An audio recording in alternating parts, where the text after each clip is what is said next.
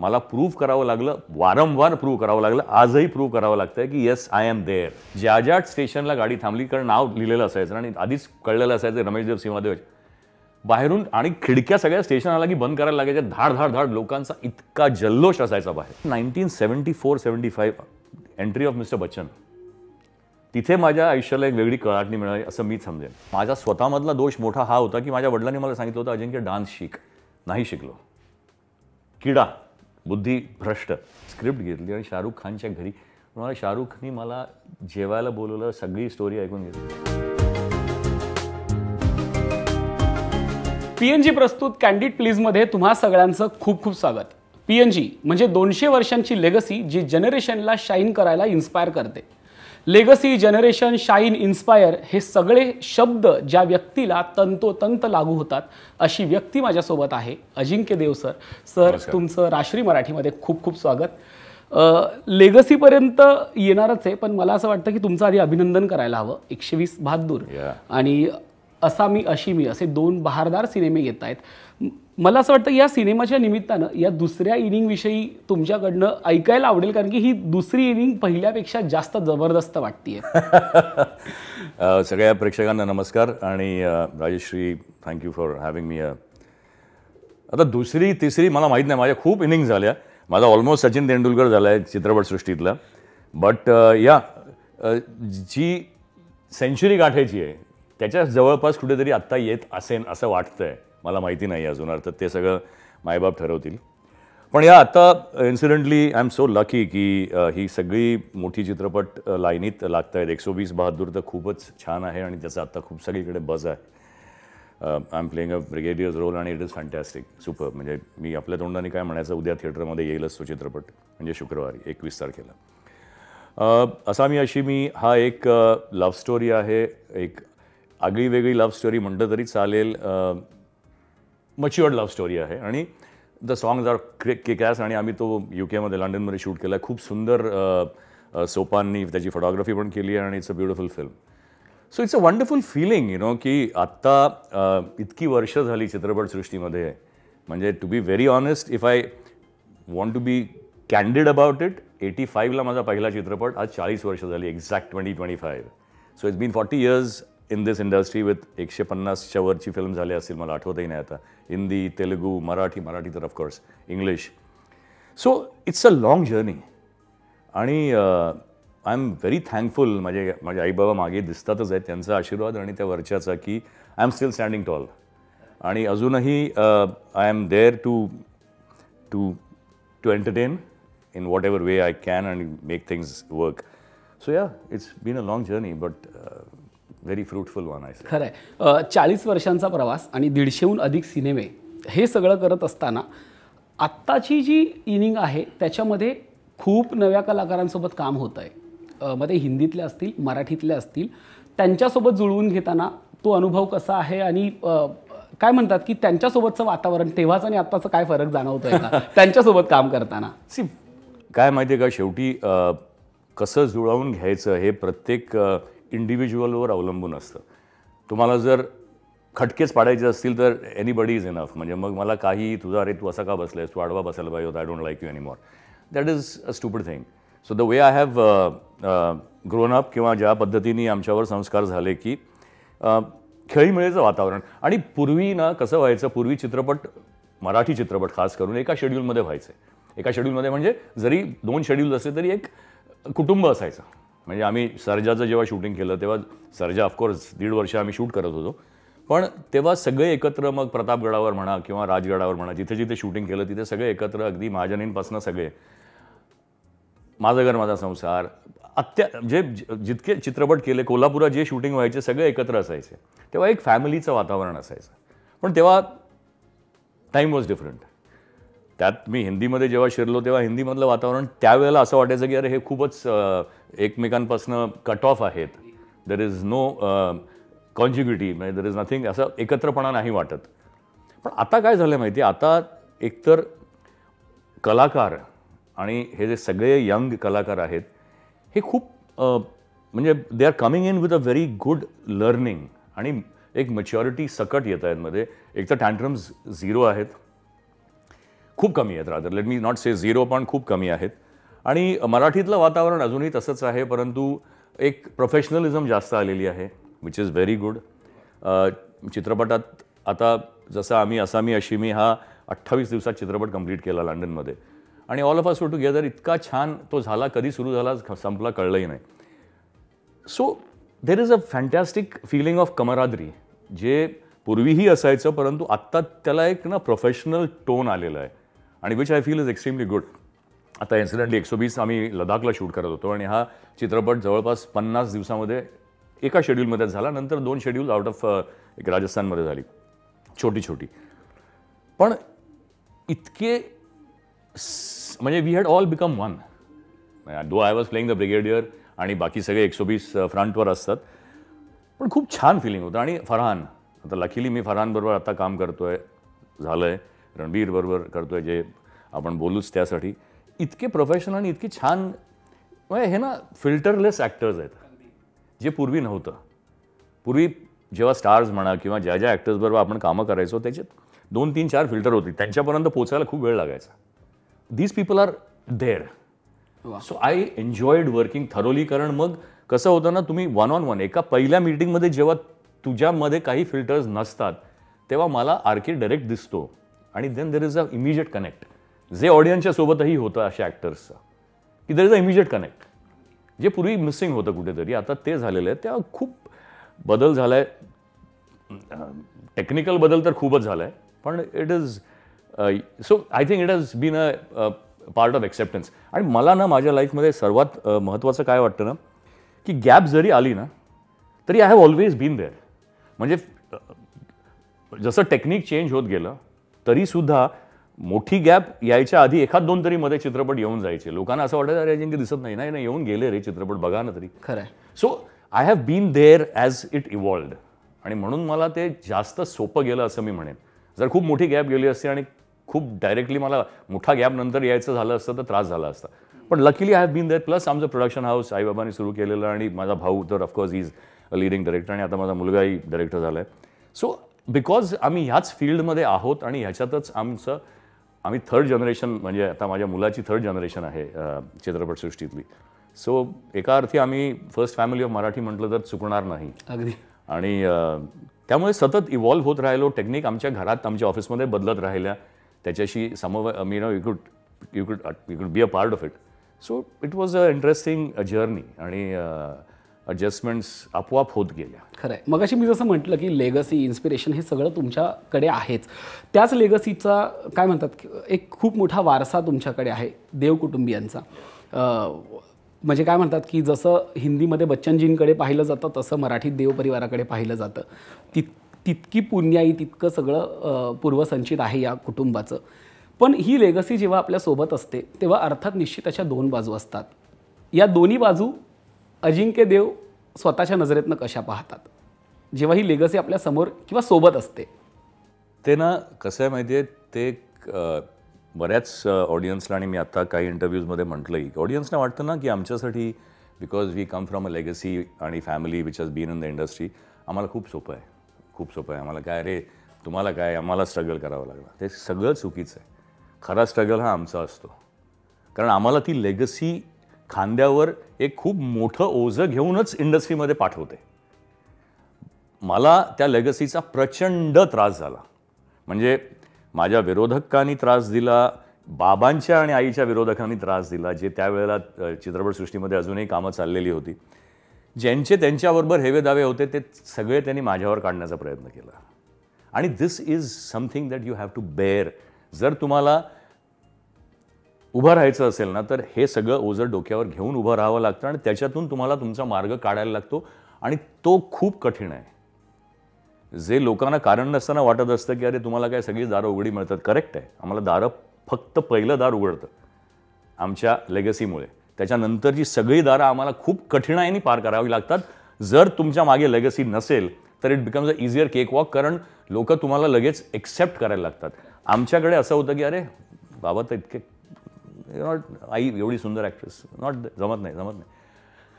Politicise होतं. आमच्याच इंडस्ट्रीमधली छोटी जरी इंडस्ट्री असली तरी त्याच्यामध्ये प्रत्येकाचे हेवे दावे असतातच. So we have we have a more difficult walk to walk than it is for a new कमर.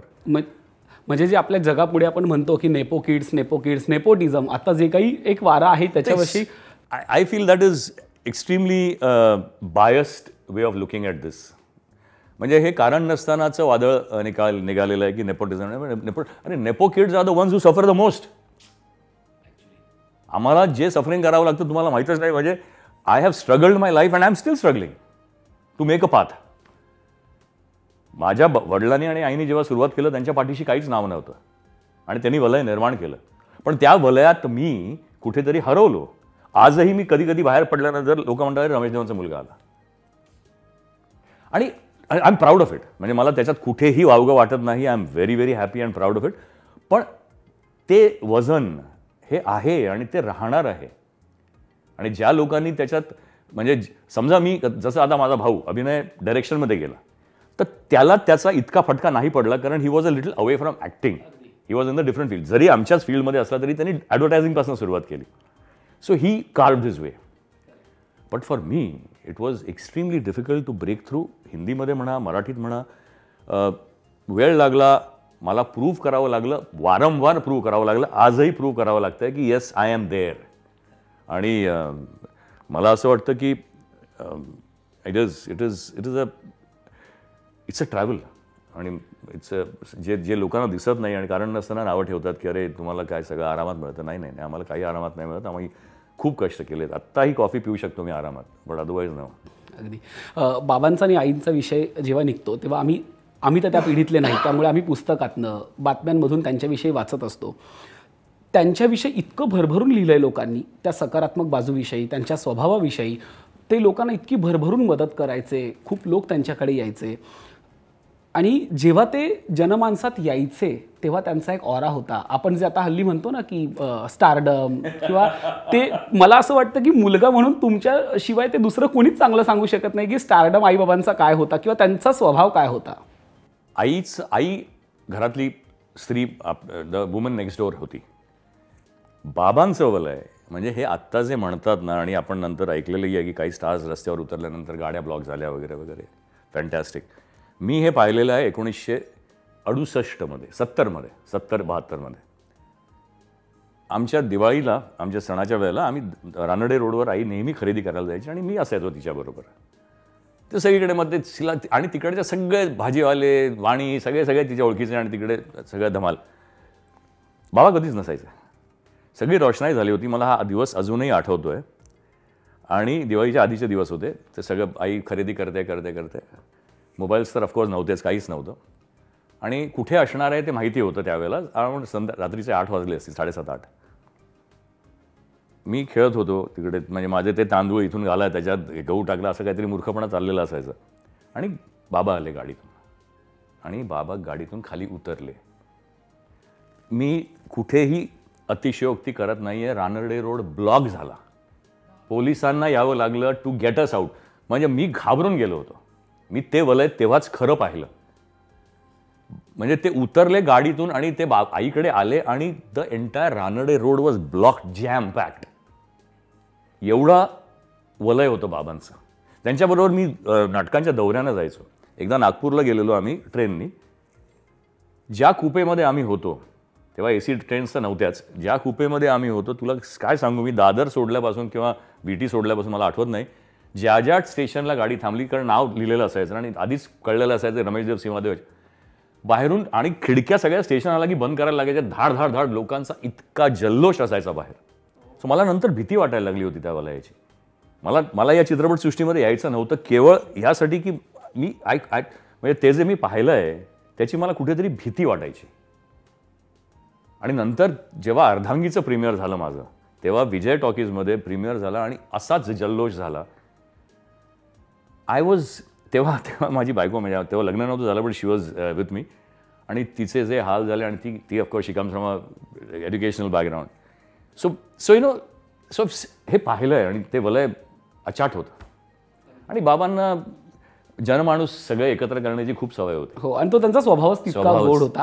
पण बाबांचा काय म्हणतात की बाबांची प्रसिद्धी केवळ मराठीपुरती सीमित नव्हती. बॉलिवूडमध्ये सुद्धा बाबांचा प्रचंड दरारा होता. म्हणजे राजेश खन्ना असतील, अमिताभजी असतील, प्रत्येक जण बाबांना खूप आदराने, सन्मानाने काय म्हणतात की त्यांचे एक नातेसंबंधच खूप वेगळे होते बॉलिवूड सोबतचे. ॲब्सोल्युटली.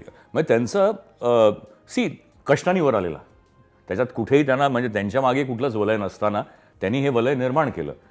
त्यांची स्टाईल होती, त्यांची एक ड्रेसिंगची स्टाईल होती, त्यांची बोलण्याची, त्यांची ॲक्टिंगची एक स्टाईल होती आणि ती लोकांना आवडायची प्रचंड.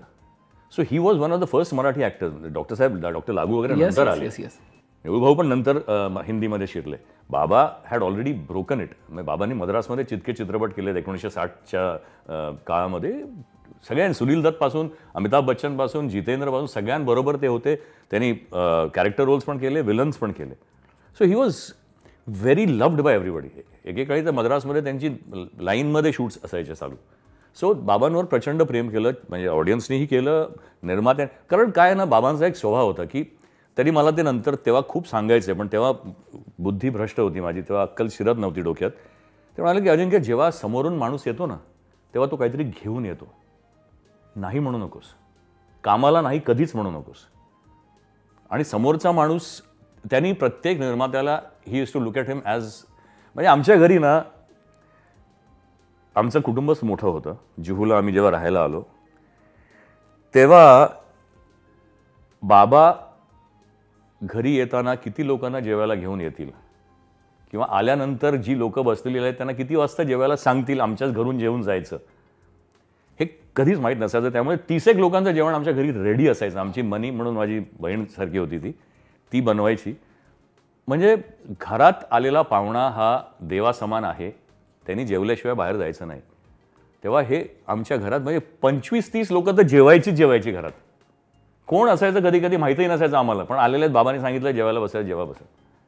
So that is the kind of love he had for people. आणि त्यांच्या कलेसाठी तर म्हणजे 1993ला बाबा वारले, म्हणजे त्यांच्या वयाच्या 93ला. जायच्या आधी 1 महिना आधी हा माणूस वसईला कुठेतरी जाऊन शूटिंग करून आला होता. त्यांची हिप मोडलेली होती, सगळं झालेलं. आम्ही घरी आलो, बघितलं कुठे बाबा बाहेर गेले. आले रात्री तर म्हणाले, अरे कुठे गेलो होता? मी शूटिंगला गेलो. अरे काय, तर एवढं प्रेम होतं. So you know what can I say about him. These are people. यांच्याबद्दल आपण फक्त आता, तेव्हा जर मला बऱ्याचशा गोष्टी समजल्या असत्या तर माझाही प्रवास थोडा हलका झाला असता, पण नाही. पण या सगळ्यामध्ये मला तुम्ही बोलताना, म्हणजे हे मी फक्त वाचलं होतं, आज तुमच्याकडनं ऐकतोय, याच्या सगळ्यामध्ये आईचं पण प्रचंड योगदान असेल ना. कारण आई ही म्हणजे व्हॉट कॅन आय से, तिचाच सगळा तो फ्रंटला बाबा होते, पण सगळा जो सांभाळलेला, जे आमचं सगळं कुटुंब सांभाळणारी ती एकमेव माझी आई. तिच्यामुळे आणि तिच्या हातात सगळंच होतं. म्हणजे कधी कशाची कमी पडली नाही घरात कोणालाही. तिने सगळं सांभाळलं. तिने सांभाळलं म्हणून बाबा हे पुढे करू शकले. आणि हेच मला वाटतं आपल्या संस्कृतीमध्ये आपल्या नारीची जी जागा आहे तीच आहे की ती, मग every successful man has a woman behind him म्हणतात ते त्याचसाठी. Not because she supports him, but she supports the whole family. आणि तिने जर बांधून ठेवलं तर आपला कुटुंब हे एकत्रित राहू शकतं, नाहीतर ते कधीच तुटायला वेळ लागत नाही. त्यामुळे आजही आम्ही म्हणतो ना की आज आम्ही एकत्र आहोत या ऑफिसमध्ये, माझा भाऊ, मी, आमची मुलं सगळे एकत्र येतात. This is because our families are still bound in the same fashion as आईबाबांनी ठेवले तसे. तर हे संस्कार आहेत आमच्यावरचे, आणि हे संस्कार आम्ही प्रयत्न करतो आमच्या मुलांपर्यंत नेण्याचे. ते पोचतील की नाही सांगणं कठीण आहे, कारण हल्लीची पिढी वेगळी आहे. सो माहीत नाही, पण आमच्याकडनं जो काही प्रयत्न असेल तो आम्ही करत राहू. खरं आहे. आपल्याकडे असं म्हणतात सर की जोपर्यंत आपले आईवडील असतात, मग आपण किती मोठे झालो तरी आपण लहान असतो आईवडिलांसाठी. आपण आपलं बालपण जगत असतो. आईवडील गेल्यानंतर कुठेतरी असं वाटलं का की बालपण संपलं? मग ते वयाच्या कुठल्याही टप्प्यात असो. माहीत नाही मला, कारण कसं आहे माहिती आहे, मी म्हणेन की मला, आमच्या सगळ्या कुटुंबालाच, माझ्या भावाला, मला खूप देवाची कृपा राहिली. कारण मला 93 वर्षापर्यंत बाबांचा आशीर्वाद लाभले. आई 83 वयापर्यंत राहिली. जाताना आईला त्रास झाला, ते फक्त आम्हाला खूप त्रासदायक ठरलं, कारण तिला डिमेन्शिया झाला आणि विस्मृती झाली. ते नव्हतं बघवत. परंतु बाबा चालते बोलते गेले. त्यांना देवानी कुठलाही त्रास दिला नाही आणि ही पास्ट अवे. सो कुठे ते बालपण कधी हरवलं, कधी मोठे झालो नाहीच माहिती मला, परंतु मी एवढंच म्हणेन की ती पोकळी कधीच भरून निघणार नाही आहे. हे मी कशाला, इथे बसलेल्या प्रत्येक माणसाच्या आयुष्यातलं आपलं जेव्हा ते छत्र जातं तेव्हा कुठेतरी आपल्याला ती पोकळी आयुष्यभर जाणवत राहते. आज मी कामात खूप बिझी आहे, कदाचित ज्या दिवशी मी बसलेलो असेन असंच घरी तेव्हा कुठेतरी ती आठवण, त्या आठवणी ह्या नेहमीच येत राहतील. आणि त्या मला वाटतं येणं आणि त्याच्यातून तुमच्या डोळ्यात अश्रूची टिपं येणं is a very natural process of being a human. जर ते नाही झालं तर तुमच्यामध्ये कुठेतरी ह्युमॅनिटी कमी आहे असं मी म्हणेन. तेव्हा हे आपल्या आयुष्यातले, माझ्या आयुष्यामध्ये माझी आजी, माझी मावशी, माझा मामा, हे सगळ्यांनीच खूप एक कंपार्टमेंट करून ठेवलेलं आहे. त्या सगळे नाही आहेत, पण त्यांच्या आठवणी अशा आहेत की त्या मी कधीच विसरू शकणार नाही आणि त्या मला विसरायच्याही नाही आहेत. I want to live those beautiful memories till the end of my life. अगदी. पण ते दोघेही या क्षेत्रात होते, पण तुम्ही अभिनय क्षेत्रात यावं असं सगळ्यात जास्त कोणाला वाटत होतं, बाबांना की आईला? आणि मग एंट्री कशी झाली? बाबांना. मला मी स्वतः या चित्रपटसृष्टीत येईन असं वाटलं नव्हतं. मला स्टेजवर बोलण्याची भीती वाटायची. शाळेमध्ये मला लोकांनी, टीचर्स आमचे, कारण रमेशदेव सीमादेवचा मुलगा, त्यामुळे ते ऑलरेडी बोलले, मला शाळेत पाठीशी असायचंच, तू बोल. तर कुठलं तरी इंडिपेंडन्स डेच्या दिवशी मला बोलायला लावलं. मी 4 वाक्य नाही बोलू शकलो, मी पळून गेलो होतो स्टेजवरून. सो कधीच संबंध नाही, कॉलेजमध्ये कधी संबंध नाही. पण काय झालं ना, मी म्हणेन की 1974-75 एंट्री ऑफ मिस्टर बच्चन, तिथे माझ्या आयुष्याला एक वेगळी कळाटणी मिळाली असं मी समजेन. का तर he had become a larger than life image. आणि तेव्हा LPs, डायलॉगच्या LPs, तुला माहिती नसेल पण लॉंग प्लेईंग रेकॉर्ड्स यायच्या आणि त्याच्यात सगळे डायलॉग्स होते. शोले, दीवार, अमर अकबर अँथनी. आणि आमच्याकडे मोठा रेडिओग्राम घरी होता, तर ते सगळे ऐकून मला ते ऑलमोस्ट सगळे पाठ झालेले. मी आणि माझा भाऊ, माझ्या भावात आणि माझ्यात 6 वर्षाचं अंतर आहे. So I am talking about 77-76. तो 2-1 वर्षाचा होता तेव्हा, नाही 77 म्हणजे तो 5-7 वर्षाचा होता. आणि whatever. So I use to play Amitabh Bachchan सगळे कॅरेक्टर्स, ते डायलॉग्स, आणि तो सगळे बाकीचे, म्हणजे अगदी तो सांभापासून ते तो सगळे अभिनय. आणि मग आमच्या तिकडे फाईट्स आणि ॲक्शन आणि सगळं चालायचं. हे कुठेतरी बाबांनी पाहिलेलं, त्यांना वाटायचं की हा करू शकेल. हे सुप्त त्यांची इच्छा होती. आईला नको होतं बिलकुल, तिला मला अभ्यास करून शी वॉन्टेड मी टू गो. पण एकदा काय झालं, मी कॉलेज संपलं आणि मी अमेरिकेसाठी माझ्या विजाचं ॲप्लिकेशन टाकलेलं to go and study there for computer science. तेव्हा ब्रेन ड्रेन खूप होता इंडियातून, सगळ्यांनाच तिकडे जायचं होतं. आणि माझी विजा आला. I got admission in Nebraska Lincoln. आणि राजदत्त माझे काका लागतात, म्हणजे त्यांची मिसेस म्हणजे माझ्या आईची मोठी बहीण. ते फिल्म करत होते एक मधुमालती ओबरॉयसाठी. आणि ते बहुधा, कारण ते ठाण्यात राहायचे, तर ते जूला आमच्या घरी असायचे, नॉर्मली तिथेच राहायचे आणि तिथे लिखाण वगैरे चालायचं त्यांचं. तर मधुमालती घरी आली आणि तिने बाबांना विचारलं की मला 2 यंग पोरं घ्यायची आहेत, मुलगा आणि मुलगी. तर अर्चना जोगळेकरला मी घेतलं आहे, मला अजिंक्यला घ्यायचं आहे. मग दत्ता काकांनी बाबांना सांगितलं. बाबा म्हणाले की मला काय, I will be very happy. त्याच्या आधीची गोष्ट अशी आहे की बाबांना सर्जा करायचा होता. शेलार खिंडवर आधारित होता तो, बाबासाहेब पुरंदर यांच्या. आणि सर्जासाठी आम्ही बाहेर मुलं शोधत होतो. मी करणारच नव्हतो सर्जा. तर सगळीकडे आमच्या दादरला ऑफिस होतं तेव्हा मुलांची ऑडिशन्स आणि हे सगळं चालायचं, म्हणजे स्क्रीन टेस्ट म्हणायचे तेव्हा त्याला. तेव्हा बाबासाहेब पुरंदरेंनी एकदा बाबांना सांगितलं, आम्ही बाबासाहेब पुरंदरेंबरोबर सगळ्या किल्ल्यांवर फटकायला जायचो, कारण रेकी व्हायची सगळी. बाबा त्यांना म्हणाले की अरे सर्जा तुझ्या घरात आहे, तू बाहेर काय बघतोयस? ते त्यांच्या डोक्यात कुठेतरी तो किडा घुसला होता. आणि नेमकं दत्ता काकांनी मला अर्धांगीसाठी विचारलं. मी म्हटलं चला, मला मध्ये 6-7 महिने होते अमेरिकेला जायच्या आधी, करून घेऊ. अशी माझी एंट्री झाली चित्रपटसृष्टीमध्ये. I had no guarantee that I will perform. राजदत्तांचं हे पूर्ण श्रेय आहे दत्ता काकांचं, जे त्यांनी मला माझं मडकं बनवलं, नाही तर मी मातीच राहिलो असतो. आईबाबांचा आशीर्वाद होताच मी करायला, पण ते कुठेतरी उपसत होतं माझ्या मते, ते बाहेर आलं. त्या चित्रपटाला मला बेस्ट ॲक्टरचा अवॉर्ड मिळाला स्टेटचं. आणि मग सर्जा झाला आणि मग इतिहास. आणि मग मी अमेरिकेला गेलो, 6 महिन्यात परत आलो. All history. अगदी. पण तुम्ही ज्या व्यक्तींची नावं घेताय, राजदत्त असतील, अनंत माने असतील, भालजी असतील, ह्या सगळ्यांचा परिस्पर्श तुम्हाला लाभलेला आहे. मला असं वाटतं की आमची पिढी फक्त त्यांची नावं ऐकू शकतो किंवा त्यांनी बनवलेले सिनेमे आम्ही युट्यूबवरती पाहू शकतो. प्रत्येकाचं इतकं म्हणजे मी काय सांगू तुला, ही माणसं उगाच मोठी नाही झाली. दत्ता काका तर खैर अजूनही आहेत आणि त्यांचं तर म्हणजे दत्ता काकांचं मी एवढंच म्हणेन की त्या माणसाला चित्रपटसृष्टी पलीकडे दुसरं काहीही नाही कळत. त्यांचा चित्रपटाशी त्यांचा एवढं निगडीत आणि एवढं म्हणजे डेडिकेशन होतं. ॲज अ डिरेक्टर त्यांच्याहून चांगला दिग्दर्शक आजही मला माहिती नाही आहे. पूर्ण प्रिपेअर्ड, रात्रभर काम करायचं, नुसतं त्यांना व्यसन काहीही नाही, नुसतं एक तंबाखू ठेवायचा, थोडा वेळ झोपायचं, उभ्या उभ्या झोपायचे काका, असे होते ते. आता अनंत माने आणि भालजी पेंढारकर यांच्याबरोबर दोघांबरोबर मला काम करण्याचं भाग्य लाभलं. दोघांच्या एज झाल्यानंतर पण तरीसुद्धा मी त्यांच्या 2 गोष्टी सांगेन. एक तर आनंद माने हे स्वतः खूप चांगले एडिटर होते, त्यामुळे त्यांना कुठे शॉट म्हणजे तेव्हा एक तर नेगेटिव्ह असायची, तेव्हा प्रत्येक गोष्ट म्हणजे ॲक्टरला ती भीती असायची की जास्त डबे वापरले गेले तर ते आपल्या डोक्यावर माथ्यावर फुटणार आहे की हा खूप रिटेक करतो. हल्ली 4 TB डायरेक्ट घातले की 50 रिटेक करा, काही फरक पडत नाही. पण तेव्हा ते आम्हाला टेन्शन असायचं, त्यामुळे रिहर्सल्स व्यवस्थित करून जायचो. अनंत मानेंचा एक होता की डायलॉग्स बोलतोय आणि मध्ये कुठे जरा समजा अडकलं, कोणी मी असो, निशी असो, कोणी असो, कट पुढे. मी नंतर त्यांना विचार म्हटलं, अण्णा हा मला कुठे कापायचं माहिती आहे अजिंक्य, डोंट वरी. आणि हा एक म्हणजे एका दिग्दर्शकाने एक चांगला संकलक होणं हे किती महत्त्वाचं आहे हे त्यांना भेटल्यानंतर कळायचं. आणि त्यांची मी एकदा डबिंगला गेलो होतो, कुठलं पिक्चर होतं मला वाटतं, आठवत नाही मला आता, पण ZP किंवा बंधन असेल मला माहीत नाही. आणि इथे वरळीला डबिंगला मी असं आत जेवून गेलेलो मी घरनं, आणि गेलो आत आणि असं दार उघडून आत गेलो, अण्णा बसले होते. 30th सेकंड मला म्हणाले, अरे काय तू मटण आणि डाळ खाऊन आलायस का? म्हटलं का नाही, मला कळलं. कसं कळलं? मला म्हणाले तुझा हाताचा फ्लेवर मला आल्या I could make out what you had eaten and come.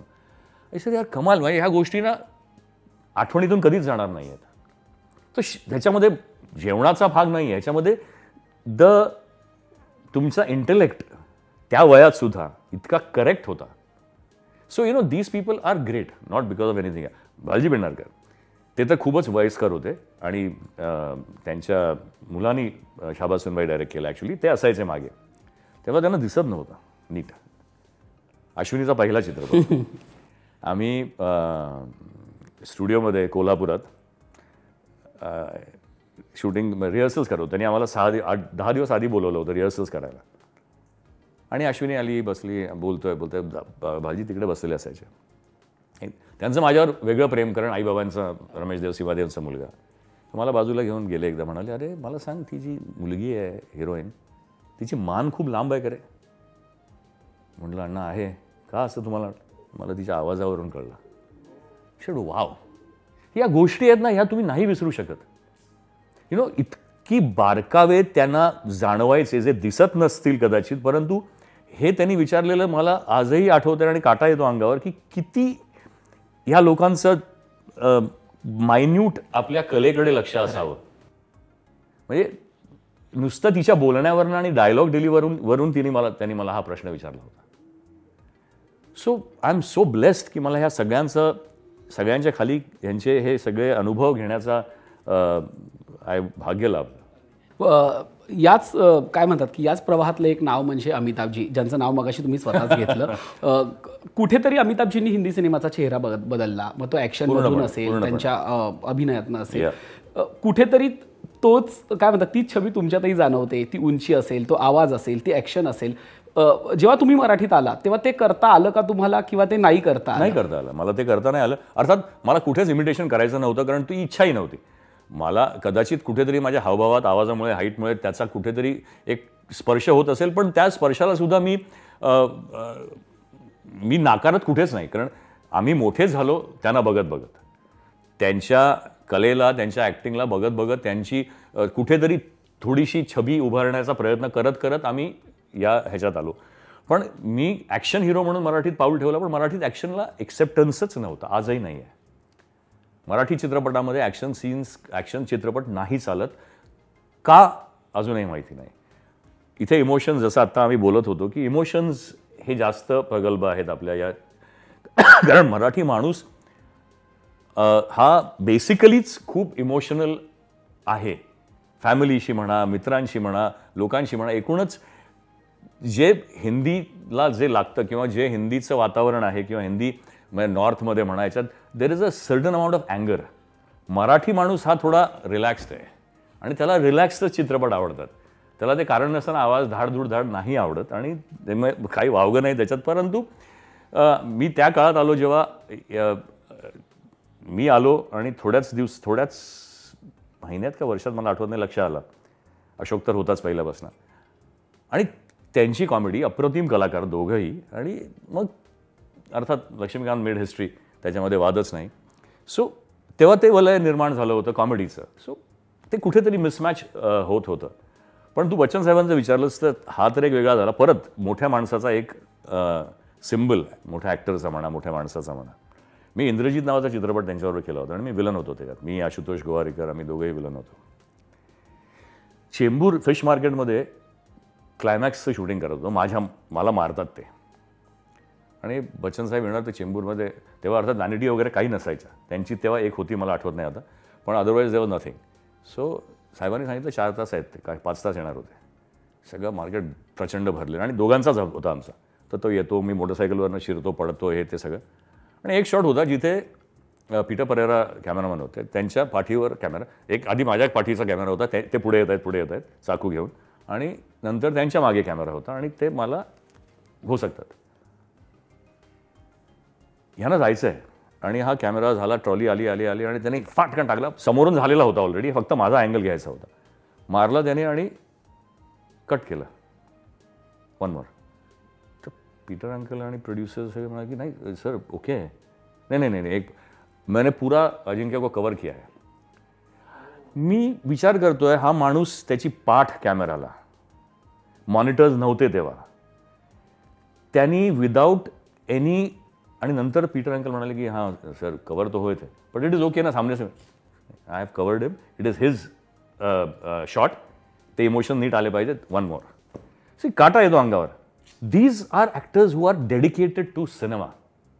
त्यांचं आज हे वलय जे आहे ना ते उगाच नाही आहे की मला एकदा मी कोणाला तरी विचारत होतो असंच की अरे यार अमिताभ बच्चनसारखं व्हायचं. तर तो माणूस पण खूप इंटेलिजंट होता. मला म्हणाला त्याच्यासारखं व्हायचं ना आधी स्वतःच्या घरावर आलेली कुडकी एवढे झालेले ॲक्सिडेंट्स हे सगळं झाल्यानंतर उभं राहण्याची ताकद असेल तर तुम्ही बच्चन बनू शकता. Which is so true.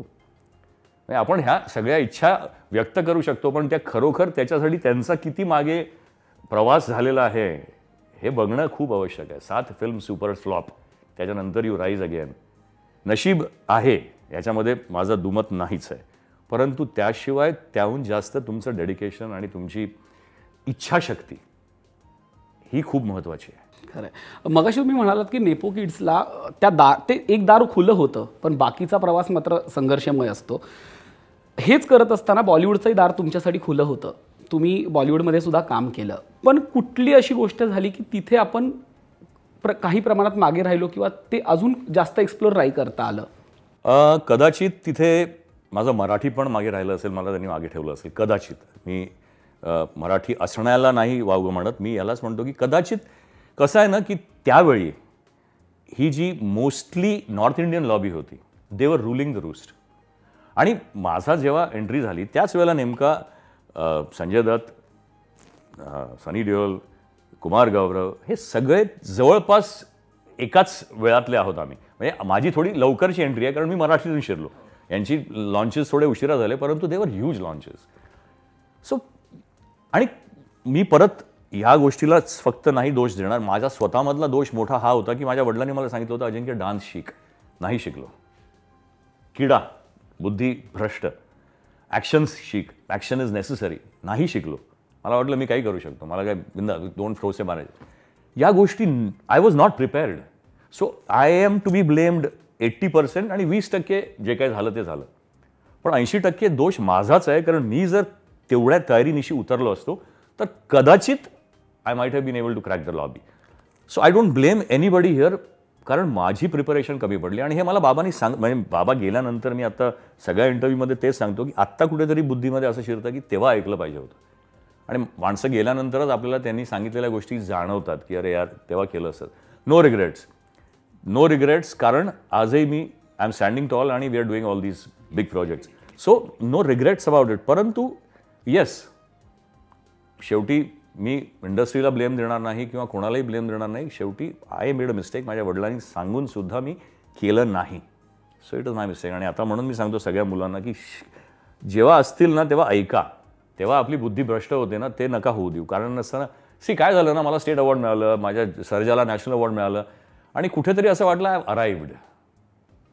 हा खोटा इगो जो एक, आणि मी खूप यंग होतो. मी चित्रपटसृष्टीमध्ये पाऊल ठेवतो तेव्हा माझं वय 22 होतं, 21 actually. So I started very early. तर it took me time to understand, took me time to adjust. पण I am very thankful to the god of there की I am standing tall at this time in my life. अगदी.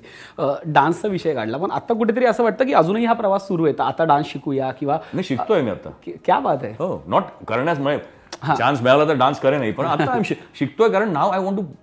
मला ना परत बाबांचीच एक गोष्ट की त्यांना शिकण्याची खूप आवड होती. प्रत्येक गोष्ट त्यांना इवन टिल दी एंड ते शिकायचे. तर मी ठरवलं एवढंच की मला आता करायचं आहे माझ्यासाठी. माझ्या या एजमध्ये मी डान्स काय मिळाला आनंदाची गोष्ट आहे. पण आता अर्थात असामी अशिमी हा एक लिरिकल लव्ह स्टोरी आहे असं मी म्हणेन, मेलोडियस लव्ह स्टोरी आहे. याच्यात डान्स नाही आहे, पण गाणी खूप सुंदर आहेत आणि ती गाणी आमच्यावरच पिक्चराईज झालेली आहेत. So you will not feel anywhere की अरे यार छान वाटतं अजिंक्य. सो कीप लर्निंग यार. काय माहीत व्हॉट फ्युचर होल्ड्स.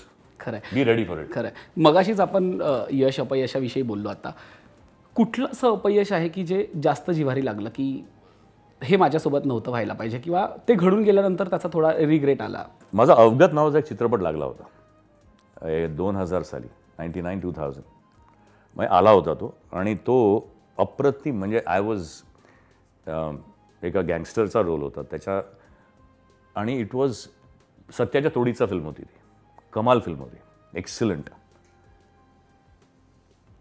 माझं दुर्दैव इरॉसमध्ये त्याचं प्रेमियर झालं होतं आणि सगळे आले होते मान्यवर आणि लोकांना प्रचंड आवडला. It was a very raw film. Next week Lagaan आणि गदर एकत्र लागले आणि त्यांच्या वेव्हमध्ये this film got lost. Otherwise that regret is there की हा चित्रपट चालायला पाहिजे. त्याचा माझ्या ह्याच्यात पोस्टर लावलेला आहे. तो पोस्टर कडक, म्हणजे द फिल्म वॉज फॅन्टॅस्टिक. आणि माझी फिल्म होती टोटली. आणि दुसरी फिल्म मी रामगोपाल वर्माबरोबर एक तेलुगू फिल्म केली होती. त्यानंतर त्यांनी नायक नावाची एक फिल्म लॉन्च केली. संजय दत्त, उर्मिला मातोंडकर, अश्विनी भावे आणि मी. फॅन्टॅस्टिक रोल, पॅरलल रोलच होता संजू बरोबरचा. हैदराबादमध्ये आम्ही जवळपास 25 दिवस शूटिंग केलं आणि I was playing the police inspector. Fantastic, म्हणजे मी. आणि नंतर जे झालं ते सगळ्यांनाच माहिती आहे. आणि तो चित्रपट शेल्फ झाला and I lost that big opportunity. So ही 2 चित्रपट जर घडले असते ना आणि व्यवस्थित झाले असते तरी I could have probably been a different Ajinkya Deo. खरं आहे. पण ते तुमच्या हातात नाही आहे. हे आता जेव्हा नियतीसमोर तुम्ही हतबल असता, या गोष्टी घडणार होत्या, या घडल्या. So did I get hurt? प्रत्येक कलाकाराला वाटतंच की आपली कलाकृती लोकांपर्यंत चांगली पोहोचली पाहिजे. नाही झाली, पण नो रिग्रेट. मी कुठेच बसलो नाही मागे खचून की अरे बस यार आता काय करायचं नाही. I kept working. I will keep working.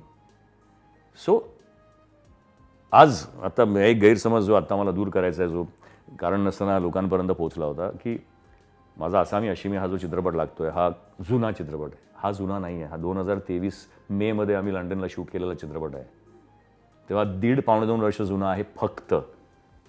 तर त्याच्यात मी खूप चांगला दिसत असेल तर लोकांना जळत असतील, पण कृपया सांगतो की हा जुना नाही आहे. मी आहे तसाच आहे आणि त्याच्यात कॅमेरा ट्रिक्स काही नाही आहेत किंवा VFXही नाही आहे. खरं आहे. पण सामान्य माणूस आणि कलाकारातला फरक काय असतो? तर कलाकाराला वलय असतं, त्याला ओळख असते, त्याच्यामागे एक बॅकग्राऊंड असतं, त्याला काय म्हणतात की लोकांचं प्रेम असतं. पण हे प्रेम कधी कधी चुकीच्या पद्धतीने जातं. म्हणून जेव्हा कलाकाराला अपयश येतं तेव्हा ते अपयश कलाकाराला पचवणं जास्त अवघड असतं की लोकांना कसं फेस करायचं हे जास्त अवघड असतं? मला माहिती नाही. कारण मला असं वाटतं ना की लोकांना कसं फेस करायचं किंवा आत्ताचा जो सगळा वर्ग किंवा आता जे सगळे कलाकार आलेले आहेत ना, हे खूप एज्युकेटेड आहेत. एक सेकंडली अजूनही असं मी म्हणत नाही डिप्रेशन लोकांना येतात, पण मी माझ्या बाबतीतच बोलू शकेन, बाकीच्यांचं मला माहिती नाही. मी एवढंच म्हणेन की कदाचित त्याला मी कारणीभूत असं आहे की मी सिरियसली कुठेच अटॅच नाही झालो. म्हणजे कदाचित माझ्या आयुष्यात अपयश खूप आली, पण कदाचित मला फॅमिली सपोर्ट खूप होता. मला फॅमिली बॅकग्राऊंड आणि एक जे आमच्यावर झालेले संस्कार हे खूप स्ट्रॉंग होते. त्यांनी मला सपोर्ट केलं to survive through this is what I will say. आणि दॅट इज व्हेरी इम्पॉर्टंट. काय होतं, एक कलाकार खूप मोठा झाल्यानंतर ना कुठेतरी माणसं तुटतात. आपण म्हणजे म्हणतात ना की ते खूप छान मी कुठेतरी शेअर ऐकला होता, मला वाटतं बच्चन साहेबांचाच होता की काय, आठवत नाही मला आता, की जिंदगी बड़ी अजीब है, अगर आप बड़े बन जाओ तो अपने पीछे छूट जाते हैं, और अगर आप बड़े न बन पाओ तो अपने ही पीछे छोड़ जाते हैं. Which is so true. आणि ह्या भीतीमध्येच कुठेतरी माणसं तुटतात. तेव्हा जेव्हा ते अपने जे आहेत ना, ते जेव्हा खरंच अपने असतात, मग ते तुमच्या पुढे मागे कुठेही तुम्ही जाल तरी ते तुमच्या बरोबर असतात. जेव्हा तुम्ही खूप जास्त ऑडियन्सवर अवलंबून असता किंवा त्या बाहेरच्या वलयावर अवलंबून असता, तेव्हा ते तुमच्याकडे एका कारणासाठी आहेत, जे मी आता म्हणत नाही, पण एक आपला सुपरस्टार ज्याच्या बाबतीत जे झालं, आणि he could not survive that. कारण ती माणसं त्यांच्या हितासाठी उभी होती, त्याच्या नाही. खरं आहे. आणि हे कळायला त्याला वेळ लागला. तेव्हा तुम्ही जर तुमच्या फॅमिलीवर किंवा तुमच्या जे जवळचे नीट क्लोज नीट आहेत ते तुमचे आहेत, ते अपने लोक आहेत, ते तुमच्याबरोबर सतत राहणार आहेत. पण असा अनुभव कधी आला का, म्हणजे प्रसिद्धी असली की आपण म्हणतो शीते तो वरी भूते, असं कधी झालं का तुमच्या बाबतीत की प्रसिद्धी होती तेव्हा खूप लोक सोबत होते, आणि जेव्हा एक काळ असा आला की जेव्हा काहीच नव्हतं तेव्हा ही माणसं कमी कमी होत गेली, अशी त्या व्यक्ती आहेत का, किंवा असा कधी अनुभव आहे का की असं घडलं तुमच्यासोबत? नाही घडलं. कारण मी आत्ता सांगतो, मला हिनी विचारलं होतं, श्रुतीनीच, की आत्ता माझा पिक्चर लागतोय सर, चित्रपटसृष्टीतल्या मित्रांना बोलूया. म्हटलं मला नाही आहेत मित्र चित्रपटसृष्टीत. हो. तिने नंतर काहीच विचारलं नाही, कारण ऑब्व्हियसली शी वॉज नमफाउंडेड. आणि खरंच नाही आहेत. सी, मला मित्र आहेत ना 5च आहेत, जे खरे मित्र आहेत, जे माझे शाळेपासूनचे मित्र, कॉलेजपासूनचे मित्र आहेत. मला चित्रपटसृष्टीमध्ये अक्वेंटन्सेस आहेत. आजही मी कोणाला फोन केला तर येतील, पण इट इज नॉट लाईक, हे परत ना आमच्या घरातल्या संस्कारामुळे मी म्हणेन. आमच्या घरामध्ये बाबांनी कधीच दारूला स्पर्श केला नाही. घरात कधीच चित्रपटाच्या पार्टीज झाल्या नाहीत, कधीही नाही. लोक असायची, जेवायला यायची, सगळं करायची, पण पार्टीज नेव्हर. तेव्हा माझी आई नेहमी म्हणायची की आपलं कुटुंब ना हे लोण्यासारखं आहे, पाण्यात राहून सुद्धा पाण्याचा स्पर्श नाही. क्या बात आहे. आणि तेच कदाचित आम्ही चालू ठेवलं. त्यामुळे मला आता परत तिनेच विचारलं होतं की आपल्याला घरी एक इंटरव्ह्यू करा. मी घरी इंटरव्ह्यू करणं टाळतो, because I don't like people to come my, not because I don't like, पण ते घर आहे, त्या वास्तूची एक वेगळी जी आम्हाला आमच्या आईवडिलांनी शिकवलेली आहे. सो त्याला तुम्ही तसंच ठेवा, ते घर पण तसंच राहायला हवं. सो मला वाटतं त्या कारणास्तव मला कुठेच आणि यु नो वॉट, हे सगळं आळवावरचं पाणी असतं, तर तुम्ही त्या पाण्याला पिऊ शकत नाही. ते हात लावला की घसरून पडणारं पाणी आहे. So it's good. त्या चित्रपटसृष्टीमध्ये आहे, सगळे आपले आहेत, त्याचबरोबर कोणीही आपलं नाही आहे. या भावनेने तुम्ही चाललात तर तुम्हाला त्रास कमी होतो. व्हायचा तो त्रास होणारच. चित्रपट चालले नाही, त्रास होणारच. चित्रपटाने लोकांनी नाही पाहिलं मला उद्या तर त्रास होणारच. लोक सेल्फी हल्ली घेतात, सर लू क्या, लू नाही, तुसी के लिए आया हूं, असं आहे ते. पण आत्ताचं म्हणजे तुमची पिढी खूप भाग्यवान होती असं म्हणतात कायम, कारण की तुमच्या पिढीकडे आदर्श खूप जास्त होते. आजूबाजूला कधी अपयशाचा काळ असू द्या किंवा आपण मानसिकरित्या खचतो, अशा वेळी आदर्श खूप जास्त होते. पण आता आदर्श बदलत चाललेले आहेत, आदर्श खूप कमी झालेले आहेत. सध्या इन्फ्लुएन्सरचा जमाना आहे, सगळीकडे इन्फ्लुएन्सर दिसत आहेत. तर या सगळ्याकडे कसं बघता? कारण की इंडस्ट्रीत पण आता एक नवीन निकष सुरू झाला आहे की तुमचे फॉलोअर्स बघून तुम्हाला घेणं, तुमची सोशल प्रोफाईल बघून घेणं. सो या सगळ्याकडे अजिंक्य देव कसं बघतात? ह्याच्याकडे काय बघायचं, म्हणजे मला तेच कळत नाही की कधी कधी हसायला येतं की जर चित्रपटसृष्टी या पद्धतीने कास्टिंग करत असेल की फॉलोअर्स किती आहेत, फेअर इनफ. पण मी असं म्हणेन ना की कल कोई और था, कल कोई और होगा, आज हमारा है तो हम जैसे हैं. So I don't know whether it is going to affect me. See शेवटी ना तुम्ही जर एक कलाकार म्हणून स्ट्रॉंग असाल, कुठल्याही भूमिकेत टाकल्यानंतर जर तुम्ही ती निभावून नेण्याची क्षमता तुमच्यात असेल तर तुम्हाला मरण नाही आहे. खरं आहे. आणि मी काय म्हणेन, मी जर आत्तासुद्धा असं म्हणालो की माझा आता हा चित्रपट येतोय मराठीतला ज्यात मी हिरोचं काम केलं, त्याच्यासाठी सुद्धा तेजश्री प्रधान माझी हिरोईन आहे. जेव्हा मी लंडनला शूट करत होतो तेव्हा जेव्हा पहिला शॉट होता तिच्याबरोबरचा, मला म्हणजे मी घाबरलेलो होतो इतक्या चित्रपटानंतर. म्हटलं अरे मी वाटेन ना, म्हणजे तिने माझ्यावर प्रेम करावं असं कुठेतरी मी कारण नसताना स्वतःला ठोसतोय की काय, असं नको वाटायला. ही मला सतत भीती होती. मी जोपर्यंत पाहिलं नव्हतं तोपर्यंत की अरे बाबा ठीक आहे, नॉट बॅड, असं बघितल्यानंतर झालं. पण आणि मला वाटतं त्या भीतीमुळेच मी स्वतःला तयार करू शकलो. सो सतत प्रत्येक पिक्चर जेव्हा तुम्ही पहिला पिक्चर म्हणून कराल ना, तेव्हा तुमचा ओव्हर कॉन्फिडन्स कुठे येणार नाही आणि तुम्ही कॉन्फिडेंटली मूव्ह व्हाल. ॲज फार एज आत्ताची जनरेशनबद्दल तू जे म्हणालास की आदर्श नाही आहेत, तर त्यांचे आदर्श वेगळे आहेत. आमचे आदर्श वेगळे होते, त्यांचे आदर्श वेगळे आहेत. आणि प्रत्येक पिढी ही आपापला आदर्श स्वतः शोधतच येणार आहे. आता माझा मुलगा तो कॅनडामध्ये गेला, त्यांनी सायकॉलॉजी केलं, 4 वर्ष तिथे राहिला. मला वाटलं हिल सेटल देअर. एक दिवस आला, मला म्हणाला मला नाही आवडत Canada, I am coming back. डिरेक्शनमध्ये शिरला. आत्ता त्यांनी ॲमेझॉन प्राईमसाठी एक शो डिरेक्ट केला. क्या बात. अभिनयाचा मुलगा इथे शिकला, लंडनला गेला, सिनेमॅटोग्राफी केला. आता तो कॅमेरामॅन म्हणून दोघं भाऊ they will take it further.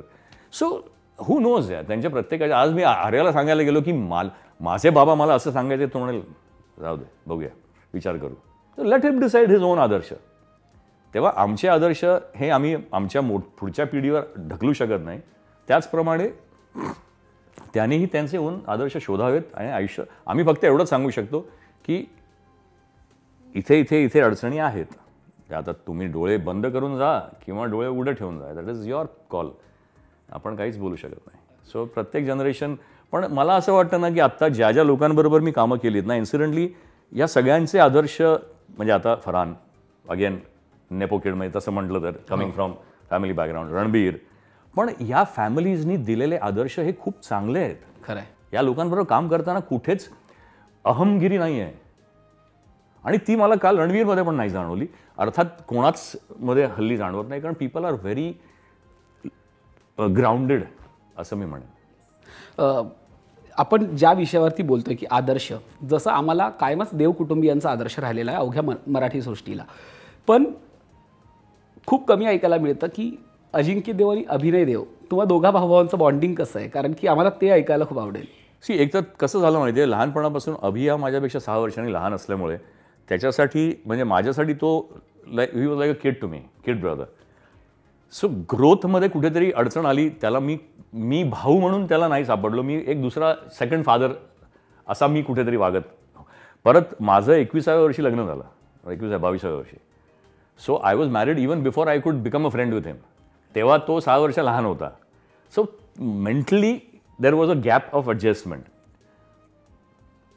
त्याला मी आणि मला म्हणजे कसं प्रेम व्यक्त करण्याची जी एक क्रिया असते ती अशी फार नव्हती की अरे आमच्याकडे. So I did everything that I could do for him. त्याच्यानंतर जेव्हा ही पुट ऑफ, म्हणजे जेव्हा तो ऑगिलिव्हियन मॅथरमध्ये गेला आणि त्यांनी नंतर ॲडव्हर्टायझिंगचा बादशाह झाला तो. खरं आहे. So there was a gap कुठेतरी. आणि हे मला वाटतं ठीक आहे, त्याच्यात कुठेच नाही, दोघं भावांमध्ये कुठे ना कुठेतरी थोडेसे खटके असणं हे चांगलंही आहे. कुठेतरी सगळंच खूप रोजी असलं की तिथे गडबड असते. So yes, we have our own differences. पण सर्वात मोठी गोष्ट ही, जिथे मी परत संस्कारांना आणि आईवडिलांच्या ज्या आम्हाला ज्या पद्धतीने वाढवलं त्याला हे देईन, मार्क्स देईन जास्त, की that has not created a rift in the family. आमच्या दोघांमधले जे हेवेदावे असतील म्हणा, किंवा जे काही मिसअंडरस्टँडिंग्स म्हणा, किंवा डिफरन्सेस असतील, ते त्यांच्या जागी आहेत. आणि we both respected that much. पण has it made any difference to my children or his child or our families? No.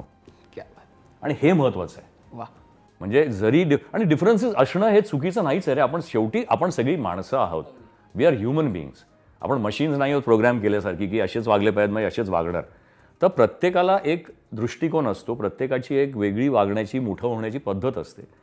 So there is nothing wrong with that differences. I say as long as they don't create rifts in the family, the differences are welcome. पण हा 40 वर्षांचा जो प्रवास आहे ना, मला असं वाटतं की आई बाबा तर सोबत होतेच, ती पुण्याई सोबत होतीच, पण आणखी एक व्यक्ती अशी आहे की ज्या व्यक्तीमुळे हा 40 वर्षाचा प्रवास सोपा नाही म्हणता येणार, पण सहज झाला असं म्हणता येईल.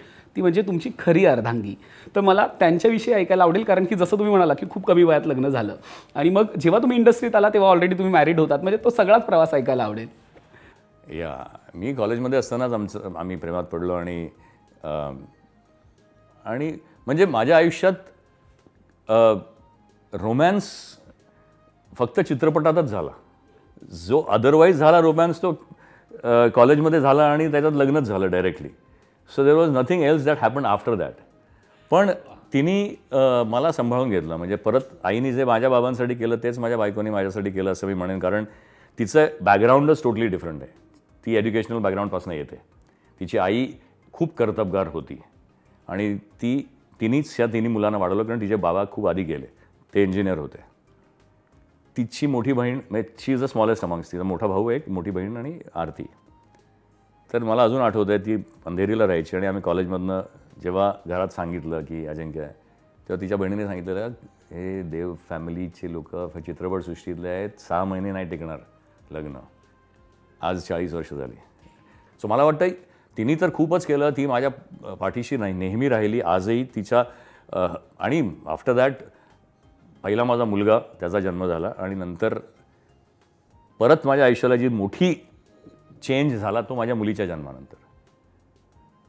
आणि she is a special child and I think she is the flavour of our life. तिने परत कसं जगायचं आणि कशा पद्धतीने आयुष्याकडे बघायचं हे तिने नकळत शिकवलं आहे आम्हाला. आज ती बघितलंस तू तिला तर कळणार नाही तुला तसं फारसं, पण when you interact with her you know she is the most beautiful girl in this earth. आणि biggest blessing to us all की आज मी शाळाही चालवतो. आमची शाळा आहे चिल्ड्रन विथ स्पेशल नीड्ससाठी, इथे बाजूलाच आहे. So it's a beautiful building. So आम्हाला तर मी म्हणेन की मला आयुष्यात हे देवानी ना खूप छान पद्धतीने मार्गदर्शन मला केलेलं आहे. बरोबर गोष्टी माझ्या आयुष्यात अशा वेळेला आणून ठेवल्या की it taught me a lot of things आणि maybe I am a good learner. अगदी. मी थोडं वेगळ्या मुद्द्याकडे नेईन. तुम्ही स्पेशल चाइल्डवरती बोललात, पण मला असं वाटतं की ही सकारात्मकता जी तुमच्याकडे आहे ती तुमच्याकडून कुठेतरी समाजातही यायला हवी. तर मला असं वाटतं की त्याविषयीचं तुम्ही थोडं मार्गदर्शन केलं किंवा काय म्हणतात की तो विषय खूप संवेदनशील आहे, पण ते तुम्ही अनुभवलं आहे, त्यामुळे तो तुम्ही जास्त सांगू शकता. अनुभवलं नाही मी अनुभवतो आहे, दररोज अनुभवतो आहे. It is difficult. मी परत तेच म्हणेन सगळ्यांसाठी की हे सोपं नाही आहे. एका स्पेशल चाइल्डचं संगोपन करणं आणि त्यांना मोठं करणं, त्यांच्याबरोबर गोष्टी करणं इज नॉट इझी. पण at the same time it is not as difficult as it seems it is. परत इथे ना सगळं जर तू बघितलंस ना आयुष्यामध्ये, जर आपण पाहिलं तर जर तुमची फॅमिली स्ट्रक्चर स्ट्रॉंग असेल ना तर तुम्हाला हे सगळ्या गोष्टी सहन करण्याचा बफर मिळतो. इन्सिडेंटली काय झालंय, आता न्यूक्लिअर फॅमिलीज खूप झाल्या आहेत आणि जेव्हा न्यूक्लिअर फॅमिलीजमध्ये असा एखादा मूल येतं, आता आमच्याकडे सुद्धा मुलं 20 मुलं आहेत, 20-22 मुलं आहेत, अर्ध्याहून अधिक आई वडील काम करत आहेत. तर दोघांनाही का गरजेचं आहे. आता त्याला तुम्ही काय करणार. अर्ध्याहून अधिक आईबापांना दोघांना सकाळी बाहेर जायला लागतं कामावरून, संध्याकाळी परत यावं लागतं. त्यांच्या आयुष्यात असं घडल्यानंतर it is very difficult to take care of it. It is not easy. म्हणूनच आम्ही आमच्याकडनं प्रयत्न केला की आज मुलं आमच्याकडे सकाळी 9 वाजता येतात, ती 5 वाजेपर्यंत असतात आणि आम्ही आणि मुलांना बेनिफिटही मिळतो. त्याचबरोबर आरतीने पूर्ण तिचं आयुष्य दिलं आहे. ती अर्थात ती कॉलेजमध्ये NMIMSमध्ये शिकवते, पण तरीसुद्धा शी इज हिअर. आमचे टीचर्स. सो प्रत्येक मुलामागे 3 केअरटेकर्स आहेत आमच्याकडे. सो एवढा मोठा आमचा तो संच आहे. पण मी एवढंच म्हणेन ना प्रत्येकाला की मी पेरेंट्सना, आता आरतीने ह्याच्यावर जास्त बोलायला पाहिजे कारण तिचा जास्त ह्याच्यावर अभ्यास आहे, पण मी एकच गोष्ट सांगेन की प्लीज प्रत्येक पेरेंट्सना की वाय मी हा प्रश्न नका विचारू. कारण हा प्रश्न विचारल्यानंतर केवळ डिप्रेशनच लाभू शकतं. देवाच्या समोर हात जोडा आणि त्यांना सांगा thank you for what you have given me. It is not so easy. It is easier sed than done. पण मी एवढीच इच्छा करेन की आमची शाळा आहेच, अजूनही बऱ्याच शाळा असतील. Please take guidance, meet people, counselling करून घ्या आणि म्हणजे ह्याच्यावरनं मी मॅरेजेस तुटलेली पाहिली आहेत. माझ्याच एका मित्राने, एनिवे तो अमेरिकेला गेल्यानंतर. So that is not life. See, life throws a lot of things at you. कधी कधी तुमच्याकडे स्वीट्स येतील, कधी कधी तुमच्याकडे दगडही येतील. पण जेव्हा तुम्ही दगड आणि स्वीट्स एकाच पद्धतीने घेण्याची क्षमता ठेवाल ना, तेव्हा you will enjoy life. It's a beautiful journey. Treat it as a journey. Don't treat anything as a destination. आज आत्तासुद्धा माझा प्रवास चालू आहे. मी जर कुठे जिथे मी म्हणेन ना की I have arrived, I am finished, त्याचप्रमाणे this is not the end of life. मूल झालं ना घरात, आहे प्रॉब्लेम, फाईट इट आउट यार. That's what we are meant for. And that struggle is important, कारण that struggle is what will take you to the next station. तुम्ही जिथे म्हणाल ना की हा माझा स्टेशन आहे आणि मी इथे आता आलो आहे, माझा इथे दिस इज माय स्टॉप, किंवा इथे सगळं संपलं माझ्यासाठी, दॅट्स नॉट इट. जिथे संपतं ना तिथेच नवीन सुरुवात होते. So when you look at it as a new beginning rather than an old end, life becomes different. So I tell everybody to do that. Look at it as a new beginning. यार come on, stand up, get ready. And again माझ्या वडिलांनी सांगितलेली दुसरी गोष्ट, काम नाही आहे, नाही आहे. मग बरेच महिन्यापूर्वी काम नव्हतं, घरी बसलायस, गेट अप आणि गो. बाहेर निघ आणि जा बाहेर. घरात नको बसू. Don't sit at home. काही कर, लोकांना भेट, नको भेटूस. By god's grace I had an office always to go and sit at.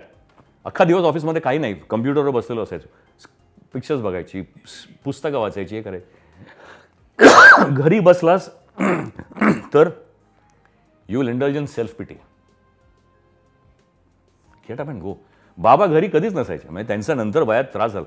अरे मी जेव्हा माझ्याकडे मध्ये खूप मोठा लॅग होता 2002-03 साली, 4 मध्ये, तेव्हा मी इंडोनेशियाला माझा मित्र होता, माइन्समध्ये शिरलो. मी कोळशाची माइन्स मध्ये शिरलो. त्याच्यानंतर मी ॲडव्हर्टायझिंग तर आमचं चालूच होतं. त्याच्यानंतर जिथे जिथे ऑपॉर्च्युनिटी मिळाली ना, I did not hold my self back. I kept my self busy. हे करूया, चला हे करू, कोणी सांगितलं ना हे करून बघूया का, चला करूया. पैसे गेले, लोकांनी फसवलं, पण अनुभव मिळाला. आणि घरी बसलो असतो तर काय केलं असतं मी? I would have just cried, soft की अरे मला काम काय नाही, अरे काम आहे, अरे ह्याडा, जेव्हा येईल तेव्हा येईल. जे माझं आहे ते माझ्यासाठी येणारच आहे, जे नाही आहे ते माझ्या हातात नाहीच आहे. So I will do what I can do. So live on यार, लाईफ इज ब्युटिफुल. अनुभवाचा विषय आहे. मला तुमचे 3 अनुभव विचारायचे. एकतर शाब्बास सुनबाई, ज्याने आम्हाला एक वेगळा प्रेमी दाखवला. माहेरची साडी, ज्याने आम्हाला एक वेगळा भाऊ दाखवला. आणि अर्थात वासुदेव बळवंत फडके, ज्याने एक काय म्हणतात की एक करारी नायक आमच्या समोर आला. हे 3 अनुभव थोडक्यात म्हणणं चुकीचं ठरेल, पण ते अनुभव ऐकायला आवडतील. सी, काय माहिती आहे का, खरं अनुभवाचे बोल देणारा मी कोणी नाही अजून. मी आत्ताशी इतकेच चित्रपट झालेत आणि ठीक आहे, what ever I have done. पण शाबास सुनबाई वॉज अनदर. मी आत्ता जसं म्हटलं की वालजींबरोबर काम करतानाचा अनुभव, अश्विनीचा पहिला चित्रपट, अश्विनीबरोबर काम करतानाचा एक अनुभव, सर्जामधून मला ऑलरेडी एक व्हेरी पॉवरफुल नायक निभवण्याची भूमिका मिळालीच होती. आजही लोकांना सर्जा आठवतोय. शिवकालीन चित्रपट आणि महाराजांच्या बरोबर, म्हणजे रवींद्र महाजनींनी महाराजांची भूमिका केली, अप्रतिम केली होती, खूप छान दिसलेले ते. सो आणि नंतर वासुदेव बळवंत फडके, आपल्या देशाचे आद्य क्रांतिकारी. हे सगळे चित्रपट आहेत ना. अर्थात शाबास सुनबाई हा मी केला, पण सर्जा, आद्य क्रांतिकारी वासुदेव बळवंत फडके, माहेरची साडी कमालीचाच होता. म्हणजे कसा घडला तो चित्रपट हे माहीतच नाही आम्हाला. तो चित्रपट सुरू कधी झाला, संपला कधी, आणि त्याचा इतका गवगवा कसा झाला ह्याचा प्रश्न मला अजूनही पडलेला आहे. हा चित्रपट का चालला हे मला अजूनही माहिती नाही आहे. आणि हा का चालतो, आणि अजूनही बायका येऊन रडतात माझ्याकडे आणि अजून फोनवर येतात की माझ्या आईशी बोला, माहेरची साडी. मी विजूला पण तेच म्हटलं, विजू कोण केलं, म्हटलं मी सांगतो तुला, जेव्हा मी पहिली ट्रायल बघून बाहेर निघालो ना, तेव्हा मी आणि माझी बायको, मला शूटिंगला जायचं होतं, मी तिला म्हटलं माझ्या नावावर अजून एक फ्लॉप पडणार. हे मी बोलून बाहेर निघालो होतो थिएटरमधून. आणि माझा बॉय होता तेव्हा, दिलीप पालव नावाचा, तो मागे होता. भाऊ भाऊ भाऊ असं करत म्हटलं, काय रे काय झालं, भाऊ कमाल, अरे म्हटलं अरे बाप रे. सो विजूला ते माहीत होतं किंवा ते कळलं होतं, तो ग्रासरूट्समध्ये होता. See, Vijay Kondke was a distributor. दादांच्या चित्रपटाचा डिस्ट्रीब्युशन तो करायचा. तो ग्रासरूट्समध्ये गेलेला, त्याला माहिती होतं हा चित्रपट कसा, हा अर्थात हा मय्यरची चुनरी नावाचा एक चित्रपट आलेला आणि त्याचा हा रिमेक होता इन शॉर्ट. पण ह्याने इतिहासच केला. त्यामुळे त्या चित्रपटाने मला एक वेगळंच वलय दिलं. आजही मिळतंय, अजूनही त्या चित्रपटाचं प्रेम मिळतं मला. So it is a story. So ह्या गोष्टी घडल्या रे. म्हणजे मी जर या घडवण्याचा प्रयत्न केला असता तर कधीच घडल्या नसत्या. ह्या घडल्या, ॲक्च्युली घडल्या. वासुदेव बळवंत फडके बाबांना मी सांगत होतो, नको करू, नका करू, कशाला, कोणाला पडली आहे इतिहासाची, आता कोणाला पडली आहे तीच. पण केल्यानंतर त्यांना इतिहासाबद्दल खूप प्रेम होतं. तर त्यांना जेव्हा इतिहास, आणि त्यांनी ठरवूनच केलं आहे चित्रपट, आणि ऑफकोर्स अगेन स्टेट अवॉर्ड मिळालं मला त्याचा ॲज अ ॲक्टर, सगळं ठीक आहे. पण एक कलाकृती निर्माण झाली जी अमर झाली, आणि ज्या माणसाबद्दल खरंच यायला पाहिजे, आजही यायला पाहिजे, अजून आलेलं नाही. त्यांना त्यांच्या मनात अजून एक चित्रपट करायचा होता, जो मला करायचा आहे, बघूया जमेल का, बिरसा मुंडा. वा, ते माझ्या मागे लागले होते, अजिंक्य बिरसा मुंडा करूया. खरोखरच खूप मोठा क्रांतिकारी होता आणि त्याच्याबद्दल केलं पाहिजे, बघूया. पण ते बाबांनी तितकं वाचलं असेल म्हणून त्यांना बाबांचं वाचन खूप होतं. बाबांचं वाचन, बाबा was a very strong man. नाहीतर जेव्हा आईला डिमेन्शिया झाला बॉस, तेव्हा बाबा ऑलरेडी किती होते, बाबा 88 वर्षाचे होते, 89. बाबा आईला जेव्हा डिमेन्शिया झाला, एकत्र राहणं कठीण होतं, कारण आईचा एकदम स्वभाव विचित्र झाला होता आणि शी हॅड बिकम. त्या माणसाने हे निभावलं रे, आणि तिने आयुष्यभर म्हणजे आधी बाबा गेले, मला आता एकदम हे होतं की ही लिव्ड विथ हर, एक हुंकार न काढता. 89च्या वयात तुम्ही जेव्हा तुमच्या धर्मपत्नीला, जिच्याबरोबर तुम्ही 58 वर्ष घालवलेली आहेत, अशा पद्धतीत पाहता, it is not easy to live. पण त्यांनी स्वतःला जिवंत ठेवला, त्यांनी स्वतःला वाचनामध्ये गुंतवला, त्यांनी स्वतःला तरीसुद्धा चित्रपट. अरे मला वाटतं 89 जेव्हा त्यांचं वय होतं, ह्यांना एक चित्रपट त्यांनी लिहिलेला होता ट्रिपल रोलचा, आणि ह्यांचं डोक्यात चाललेलं, हा मला करायचंच आहे, तू बोल, ह्याच्याशी बोल, त्याच्याशी बोल, शाहरुखला फोन कर. म्हटलं बाबा आता इट्स डिफिकल्ट. एक दिवशी मला संध्याकाळी म्हणाले, मी शाहरुखकडे जाऊन आलो. व्हॉट? हा माणूस सकाळी उठला, स्क्रिप्ट घेतली आणि शाहरुख खानच्या घरी, मला शाहरुखनी मला जेवायला बोलवलं, सगळी स्टोरी ऐकून घेतली. अरे यार कमाल, ॲट 89 हा माणूस गेला तिकडे, कमाल आहे खरंच. आणि he narrated the script to him. Of course शाहरुखनी तो मान सन्मान दिला नक्कीच, त्याच्याबद्दल वादच नाही, पण ऑब्व्हियसली त्याचे whatever his restrictions are. पण हे करणं, that is what I think I should follow, or rather everybody should follow. Never hang your shoes before you're gone. You're मरायच्या आधीच माणसं मरतात. मगाशी मी म्हटलं की तुमच्या आयुष्याला खूप लोकांचा परिसर स्पर्श झाला आहे. त्यातली 2 माणसं ज्यांना आपण कोणीच विसरू शकत नाही, रादर ते कॉम्बिनेशन रेअर आहे, ज्यांना ह्या दोन्ही व्यक्तींचा सहवास लाभला आहे. ते म्हणजे बाळासाहेब ठाकरे आणि आनंद दिघे. काही लोक आहेत जे फक्त बाळासाहेबांना भेटलेत, काही लोक आहेत जे फक्त आनंद दिघेंना भेटलेत. पण अजिंक्य देव ही अशी व्यक्ती की त्यांना दोन्ही व्यक्तींचा चांगला सहवास लाभलेला आहे. तर मला तो सहवास ऐकायला आवडेल. बाळासाहेबांचा तर सहवास खूप लाभला, कारण बाबांचं त्यांच्या मातोश्रीवर जाणं येणं खूप असायचं. आईबाबांचं दोघांचं आणि त्यांचं खूप प्रेम होतं आमच्या कुटुंबावर. म्हणजे मला आठवतं आहे, मी त्यांच्या मांडीवरही बसलेलो आहे, 69-70 असेल. तर ते म्हणजे वलयच होतं, वेगळंच वलय. आणि ते बाळासाहेबांचं ते वलय मी पाहिलेलं आहे. आणि नंतर मी चित्रपटसृष्टीमध्ये गेल्यानंतर सुद्धा त्यांचे आशीर्वाद बऱ्याच वेळेला घेतले होते, आणि त्यांच्याकडनं पाठीवर थपकारही घेतलेला आहे. आणि म्हणजे ही वॉज हे वेगळंच वलय होतं. दिघे साहेबांबद्दल मला एक गोष्ट सांगायला आवडेल की आमचं त्यांच्याबरोबर इंटरॅक्शन झालं होतं, पण त्यांचं पण वलय प्रचंड. प्रभात नावाचा चॅनल मी सुरू केला होता. ओके, मी चालू केला म्हणण्यापेक्षा मी त्याचा फेस होतो. अजिंक्य देव आणि Aarti Deo was the face of the channel. सगळं झालं. आम्ही पहिल्यांदी नाटकं त्या चॅनलवर आणली शूट करून. अप्रतिम सिरियल्स आमच्याकडनं शूट झाल्या होत्या आणि छान झालेलं. ज्या दिवशी लॉन्च होता ना, त्या दिवशी त्यातला आमचा जो एक पार्टनर आहे तो, तेव्हा ब्रॉडकास्टिंग सिंगापूरवरनं व्हायचं. तेव्हा you had to broadcast the tapes आणि then they use to get broadcasted. आणि प्रत्येक ठिकाणी ऑपरेटर्स होते टू ओपन द केबल्स सगळीकडे. तो एक जण होता, तो म्हणाला, अजिंक्य ठाना अपने को घुसने नहीं दे रहा है. कारण तेव्हा मला वाटतं अल्फा होता ना, अल्फा आणि कुठलं होतं मला माहिती आहे, त्यांचा मोठा पायंडा होता. आपल्याला ओपनिंग मिळत नाही आणि तिथे सर्वात मोठा मराठी चंक आहे आपला. ठीक आहे, दिघे साहेबांना फोन केला. मीच स्वतः केलं. त्यामुळे काय रे म्हटलं, सर असं असं आहे, ठाण्यात होत नाही आहे, 2 तास दे मला. मी त्यांना 7 वाजता फोन केला होता का 6 वाजता लॉन्च होता त्याच दिवशी. 9:15 वाजता all over Thana Prabhat was being seen. क्या बात आहे. म्हणजे मी ना हे नाही म्हणत की या लोकांची ताकद आहेच, पॉलिटिकली मला त्याच्यात जायचंच नाही आहे, पण ह्या लोकांनी आमच्यावर खूप प्रेम केलं, मराठी सृष्टीवरच प्रेम केलं, परंतु खास आईबाबांवर आणि आमच्या देव कुटुंबांवर ह्या लोकांची कृपा राहिलेली आहे आणि ते प्रेम अजूनही आहे. म्हणजे उद्धव म्हणा, राज म्हणा, अजूनही तेवढंच प्रेम आहे. त्या दिवशी बाबा गेले तेव्हा पहिला फोन उद्धव आला मला. सो राज तर स्वतः आलेलाच होता.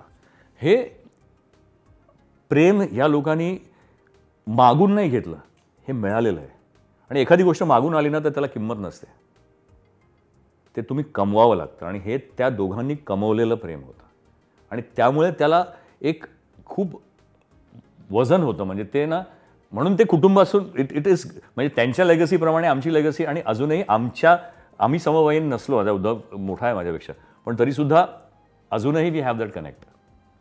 आजही मी फोन केला. शाळा आमची केवळ उद्धव साहेबांमुळे झालेली आहे, केवळ. मी त्यांच्याकडे गेलो होतो, मला शाळा करायची आहे, मला तुमच्याकडे नाही पाहिजे, BMC. Within the next 3 months मला त्यांनी 3 ऑप्शन दिली, हा बघ, ते बघ, ते बघ, कुठली पाहिजे तुला, आणि त्यांनी दिली. सो हे, आणि ती स्टँड अलोन बिल्डिंग आहे, हे केवळ उद्धव साहेबांमुळे. So I cannot forget this. आणि ह्या म्हणजे तेच म्हणतो ना की प्रेम हे फक्त त्यांच्यावरच नव्हतं, कुटुंबावर असलेलं प्रेम होतं. Correct. That makes a lot of difference. गप्पा तर इतक्या काय म्हणतात, खऱ्या अर्थाने ह्या कॅन्डिड गप्पा झालेल्या आहेत, कारण की गप्पांमधून गप्पा उलगडत गेलेल्या आहेत. मला असं वाटतं की माझ्यासारखी खूप तरुण मुलं आजचा आपला कॅन्डिड प्लीज बघत असतील. तुम्ही खूप पारदर्शीपणे बोललात, खऱ्या अर्थानं कॅन्डिड बोललात, कारण की स्वतःविषयी इतकं काय म्हणतात, इतकं पारदर्शी बोलणं खूप कठीण असतं जे तुम्ही बोललात. मला असं वाटतं की जाता जाता काय सांगाल तुमच्या प्रेक्षकांना, जे पाहतात नव्या पिढीला, की काय अजिंक्य देव? मला वाटतं मी जे जे बोललोय ना ते तुम्ही परत परत बघा, त्याच्यातूनच सगळा सार मिळेल तुम्हाला. मी वेगळं काय सांगणार. एकतर मी म्हणजे ज्या सगळ्या वलयांबद्दल मी बोललो, ती सगळी वलयं इतकी मोठी होती की त्यांच्या नावानंतर मी कोणाला तरी काहीतरी संबोधायचं is a little too much for me. I am too small for that. पण मी एवढंच म्हणेन की परत त्याच एका गोष्टीकडे येईन की फॅमिलीचं एकत्रित राहणं आणि फॅमिली स्ट्रॉंग करणं is the most important thing in today's times. एकत्रित असणं will keep you secured from all the problems of life. Problems येणारच आहेत, आयुष्य आहे म्हणजे प्रॉब्लेम्सच आहेत, याच्यातून सोल्युशन्स तुम्हाला काढायचे आहेत. आणि जेव्हा तुमच्यावर प्रेम करणारे आणि तुम्ही ज्यांच्यावर प्रेम करता ते एकत्र तुमच्या जवळ असतील, तेव्हा त्याचा जो डॅमेज आहे तो कमी होतो. कारण हल्ली मी खूप बघतो की पेपर उघडल्यानंतर अशा विचित्र सगळ्या बातम्या असतात. त्यामुळे ना आत्ता समाज खूप विचित्र आहे, समाजाची परिस्थिती खूप विचित्र आहे, खूप व्हॉलटालिटी आहे, कारण नसतानाचा अग्रेशन आहे. आणि हे सगळीकडे जाणवतं आहे. आणि ह्या सगळ्या अग्रेशनमधनं आपल्याला स्वतःला इन्सुलेट करण्यासाठी तुम्हाला ते कॉपरचं कवरिंग तुमच्या भोवती, and that can be provided only by family, friends and a good society. So that is what I can say to the young audience only, की create a good society, harmonious society, ज्याच्यामध्ये live and let live आणि सगळेजण एकत्र मिळून चांगलं काम करू शकतील. सो आणि be happy, life is beautiful. Sir खूप खूप धन्यवाद राष्ट्रीच्या कॅन्डिड प्लीज गप्पांना खऱ्या अर्थानं कॅन्डिड केल्याने, आणि इतका अनुभव आम्हाला काय म्हणतात की पारदर्शीपणे सांगितल्याने खूप खूप धन्यवाद सर. थँक्यू. तुम्ही सगळ्यांनी मला या शोवर बोलवल्याबद्दल तुमचा आभारी आहे. आणि माझी हीच इच्छा आहे की आता माझे येणारे चित्रपट आहेत, बरेच आहेत. आपला रामायण राहून गेलं बोलायचं, परंतु आपण त्यानंतर बोलू कधीतरी, त्याच्या जवळपास बोलू, त्या रिलीजच्या. सो या बरंच काही येतं आहे, बरंच काही येणार आहे. Please keep watching Ajinkya Deo. Thank you.